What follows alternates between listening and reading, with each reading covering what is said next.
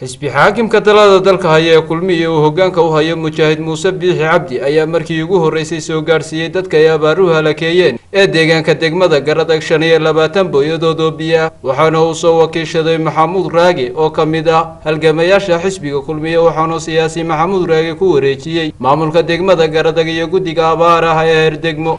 bismillah walhamdulillah wa salatu wassalamu ala nabiyina Muhammad wa ala alihi wa sallam. marka koowaad ilaahay subhanahu wa ta'ala isaga mahad leh noo suurto geliyay maanta inaan soo nimaadno magaalada Garadag waxaan kaloo aad u mahadcelinayaa maayarka magaalada iyo guddiga abaaraha oo ila fadhiya degmada Garadag.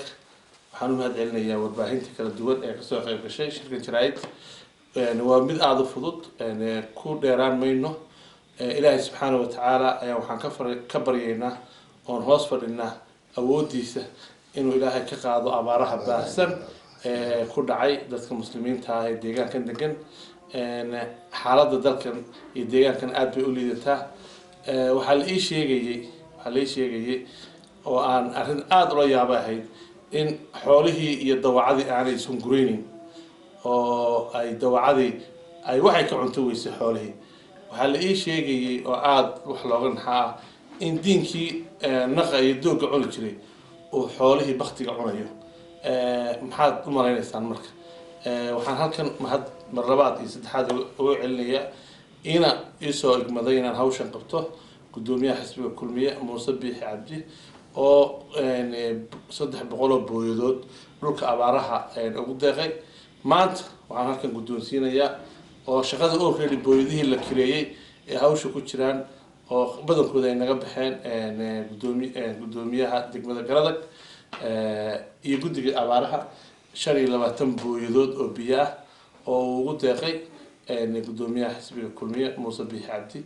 aad iyo aad baan ugu mahadcelinaynaa Maxamuud Raage oo ka tirsan xisbiga kulmiye oo na soo gaarsiiyay lacagta adag saan gaaraysa ilaa 25 booyadood lagu kareen karo. waxa uu soo dhiibay sida uu sheegay gudoomiyaha xisbiga kulmiye mudane Muuse Biixi Cabdi waa qayb waxay ka tahay 300 booyadood oo meelaha ay abaaru ka jiraan oo ugu talagalay.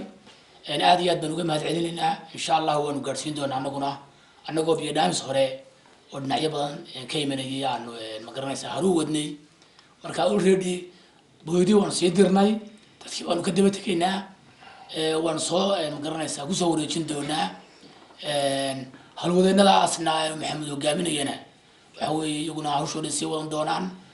dhanka kale gudoomiyaha garabka haweenka ee degmada Garadag Khadiija Caabi ayaa iyana wareejisay biyo loogu talagalay dadka iyo dunyada la ildaran baad iyo biyo la'aanta biyahaas oo ay ku soo deeqeen hablo qurba joog oo u dhashay deegaanka degmada Garadag maaha markii ugu horeysay ablaanay ka qayb qaataan abaaraha soo noqnoqonaya. halkan waxaan uga mahadcelinayaa anigoo Khadiija Caabi Cabdillaah oo deeq walaaladay soo bixiyeen oo habla qurba jooga ay soo bixiyeen. halkan waxaan uga mahadcelinayaa habla deeqda soo dhiibtay ee lacagtooda jeebkooda ka soo saartay ee ka soo naxay walaalahooda biyo la'aantu hayso ee abaartu ku dhacday ee gaajadu hayso dadkaas ayaa ka soo naxday ayaan ilaahay uga rajaynayaa ilmaha yar ee inaan ka xanuunsanaya in ilaahay uu caafiyo oo caafimaad saraacan ilaahay uu siiyo oo hadduu madaxa ka jiray hadduu mijaa ka jiray ilaahay uu ladaysiiyo. waxaan leeyahay hablaha qurba joogta ee heer Garadag ama nin ha ahaado ama gabdha ha ahaadeen waxaan leeyahay walaalihiin maanta waxay u baahanayaan waa biyo waxa haya waa abaarta ilaahay baa dul qaada idna ku jirta waxaad dheertiin ku soo darsada ayaan leeyahay.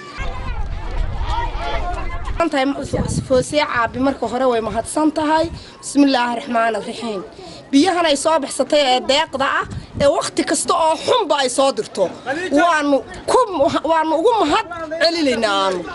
bismillaahir rahmaanir rahiim ilaahay ubadka iyo adduunyada baana ilaahay ha u caafiyo maxay tahay caafimaad sareecana baanu ilaahay uga baryaynaa inanka ay maxay tahay leedahay caafimaad. Maxamed Aydha wararka bulshada TV Garadag.